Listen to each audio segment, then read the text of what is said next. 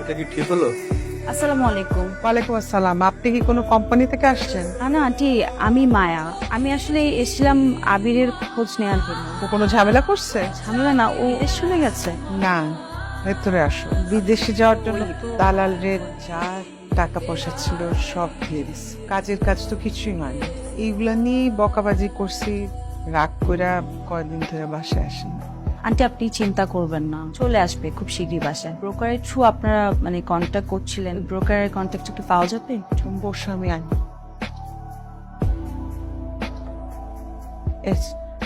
Okay aunty, আমি দেখছি কি করা যায়, আপনি কোনো চিন্তা করবেন না।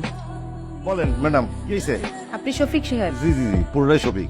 আমি আবিরের ব্যাপারে কথা বলতে এসেছি। না, আবিরের ব্যাপারে কথা বলে কোনো লাভ নেই, কারণ ওর কপালে বিদেশ নেই। ওর বিদেশ যেতে আর কত টাকা লাগবে? আপাতত যদি 45,000 টাকা দিতে পারে, তাহলে মনে করেন যে আমি একটা প্রস্তুতি নিতে পারি আর কি। 60,000, 60,000 টাকা। এটা হচ্ছে হাতে গেল। এক সপ্তাহের মধ্যে ওকে পাঠানোর ব্যবস্থা হবে। ভিসা হয়ে গেলে বাকি টাকা আপনাকে পাঠিয়ে দেবো। আর যদি না হয় তাহলে কি হবে জানেন? কি হবে বলো? হাজতে হয়ে যাবে, বললাম তো হয়ে যাবে। হয়ে গেলে ভালো। ম্যাডাম, আপনি যে এই যে এতগুলো টাকা দিলেন আবিরের জন্য, আপনি আবিরের কি হন? শুভাকাঙ্ক্ষী। আসসালামু আলাইকুম খালাম্মা, আবিরের ভিসা হয়ে গেছে। কি বলো? এখন যে কোনো মুহূর্তে ও বিদেশে যেতে হবে। সত্যি?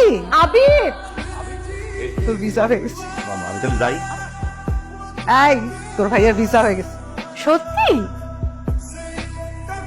তুমি আমাকে বিশ্বাস করো না?